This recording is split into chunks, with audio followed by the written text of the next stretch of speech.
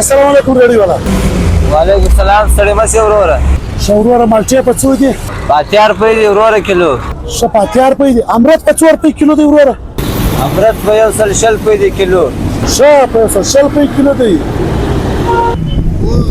ښه نو کښتۍ تاسو سره دی؟ یا ورور دا زه نه پېژنم کښتۍ نه ما سره نه دی راسره. زه ته دلته چشکې ما ته په چیپس سره تل در ولاړې په ریړۍ د خیر دی. زه بازار ته د خیر راغلی یم. د خیر چشکې زوی راځه ځو کور ته.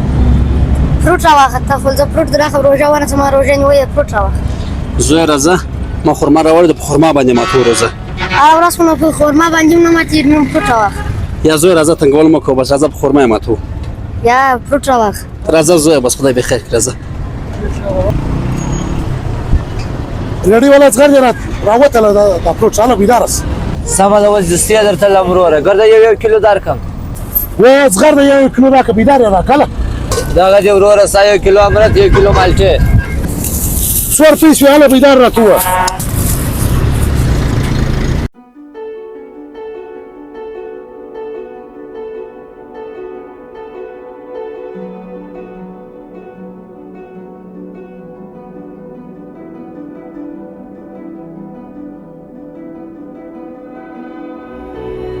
زوی اذان کېږي هره دعا چې دا ټیم وکړي الله تعالی یې قبلوي کوم ارمان د په زړه کې دی الله یې ضرور اوري دا ټیم بس دعا وکړه زوی.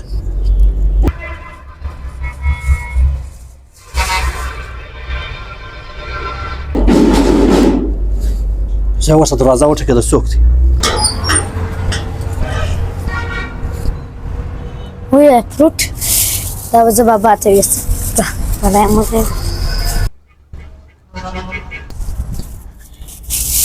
لا ما خدای پاک څه فروټ په دعا کې وغوښتي هغه خدای پاک دا فروټ راکړي.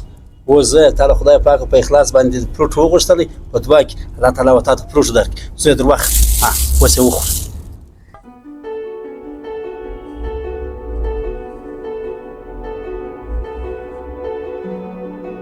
صرف د خلکو لپاره دی. زموږ په معاشره کې سپېدپوشه انسانان بیخي ډېر دي خو چاته به د روزه کې نشي ویلی چې زه مجبوره یم. مطلب زموږ دپاره پکار دی چې موږ د خلکو سره په دغه اندازه باندې مرسته وکړو یا ښه وکړو چې دا یو لاس یې ورکړي دا بل لاس نه په خبر. دا نه وکړو موږ د چا سره چې مرسته کوو چې یو کیلو وریجې مو راخیستي یا مې 1 کیلو بره راخیستي یا مې فروټ راخیستي نو چې موږ د ده سره بیا تصویران اخلو یا مې سلفي ورته نیولي تصویرانو سره اخلو دا ډېر بد کار دی.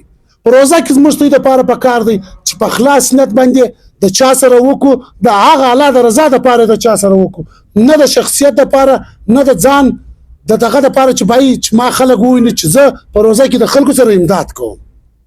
ملګرو که مې چیرې زموږ دغه کوچنی میسج خوښ شوی د ثواب په نیت باندې مخ ته د سره شیر کړي. جزاک الله. السلام علیکم.